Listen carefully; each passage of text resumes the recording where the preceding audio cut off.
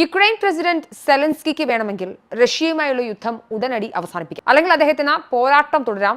ഇതെങ്ങനെയാണ് തുടങ്ങിയതെന്ന് ഓർക്കുക. യുക്രൈൻ നാറ്റോയിൽ ചേരുകയുമില്ല, ചില കാര്യങ്ങൾ ഒരിക്കലും മാറില്ല. ട്രംപ് തന്റെ സോഷ്യൽ മീഡിയ അക്കൗണ്ടായ ട്രൂത്ത് സോഷ്യലിൽ കുറിച്ചതാണ് ഈ വാക്കുകൾ. സെലൻസ്കിയുമായി വൈറ്റ് ഹൌസിൽ നിന്ന് കൂടിക്കാഴ്ച നടത്താനിരിക്കെയാണ് US പ്രസിഡന്റിന്റെ ദായിത്വത്തിലൊരു പ്രതികരണം. ട്രൂത്ത് സോഷ്യലിലൂടെ ട്രംപിന്റെ പ്രതികരണത്തിന് വലിയ വിമർശനങ്ങളും എന്നാൽ അനുകൂല അഭിപ്രായങ്ങളും ഒക്കെ ലഭിക്കുന്നുണ്ട്. ഇതിൽ ഏറ്റവും നിർണായകമായ കാര്യം യുക്രൈന് നാറ്റോയിൽ പ്രവേശനം നൽകില്ല എന്നതും ക്രീമിയൻ ഉപദ്വീപ് സെലൻസ്കി ഉപേക്ഷിക്കണമെന്നുമുള്ള ട്രംപിന്റെ സെലൻസ്കിയോടുള്ള ആവശ്യപ്പെടലാണ്. ഉടൻ വെടിനിർത്തൽ എന്നതിന് പകരം നേരെ സമാധാന ഉടമ്പടി ഉണ്ടാക്കുകയാണ് നല്ലതെന്നും അലാസ്കയിൽ നിന്നും വാഷിംഗ്ടണിലേക്ക് മടങ്ങവേ ട്രംപ് പറഞ്ഞിരുന്നു. അന്തിമ ഉടമ്പടിയിൽ എത്തും മുൻപ് കൂടുതൽ ചർച്ചകൾ വേണമെന്നും പുടിനും പറഞ്ഞിരുന്നു. നാറ്റോയിൽ ചേരാനുള്ള യുക്രൈന്റെ ശ്രമങ്ങളെ തുടക്കം മുതലേ പുടിനും റഷ്യയും എതിർക്കുന്നുണ്ട്. സത്യത്തിൽ യൂറോപ്യൻ യൂണിയനുമായും നാറ്റോയുമായും കൂടുതൽ അടുത്ത ബന്ധം സ്ഥാപിക്കാനുള്ള യുക്രൈന്റെ തീരുമാനമാണ് ആത്യന്തികമായി റഷ്യ യുദ്ധത്തിലേക്ക് ഇറങ്ങാൻ പ്രേരിപ്പിക്കുന്നത്, അല്ലെങ്കിൽ ചൊടിപ്പിച്ചത്.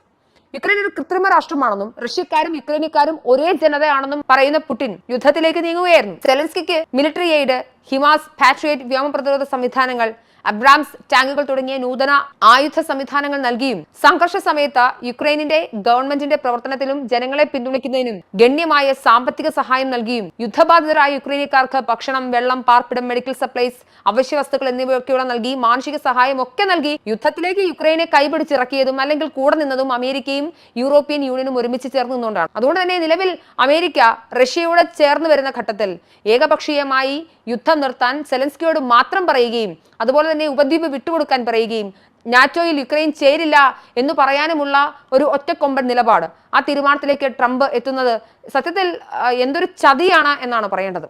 എന്തായാലും യുക്രൈൻ റഷ്യ യുദ്ധത്തിനുള്ള ശാശ്വത പരിഹാരം തേടിയുള്ള മാരത്തൺ ചർച്ചകൾക്ക് ഇന്ന് തുടക്കം കുറിക്കുന്നുണ്ട്. യുക്രൈന് പിന്നിൽ ഒറ്റക്കെട്ടായാണ് യൂറോപ്യൻ നേതാക്കൾ നിലകൊള്ളുന്നത്. കാരണം അവരൊക്കെ തന്നെയാണ് ഈ മിലിറ്ററി എയ്ഡ് ഒക്കെ കൊടുത്ത് യുക്രൈനെ യുദ്ധത്തിലേക്ക് തള്ളിവിടുന്നത്. റഷ്യൻ പ്രസിഡന്റ് വ്ളാദിമിർ പുടിനെ കണ്ട് സംസാരിച്ച US പ്രസിഡന്റ് ഡൊണാൾഡ് ട്രംപുമായി യുക്രൈൻ പ്രസിഡന്റ് വ്ളാദിമിർ സെലൻസ്കി വാഷിംഗ്ടണിൽ നിന്ന് ചർച്ചയ്ക്കിരിക്കുമ്പോൾ സത്യത്തിൽ യൂറോപ്യൻ നേതാക്കളും ചർച്ചയിലേക്ക് വരുന്ന സാഹചര്യം, അതായത് യുദ്ധം അതിന്റെ ഒരു അടുത്ത ഘട്ടത്തിലേക്ക്, സമാധാന ചർച്ചകളിലേക്ക്, ഒരു യുദ്ധ ഉടമ്പടിയിലേക്ക് കാര്യങ്ങൾ എത്തുന്നു എന്നതിന്റെ സൂചനയും നൽകുന്നുണ്ട്.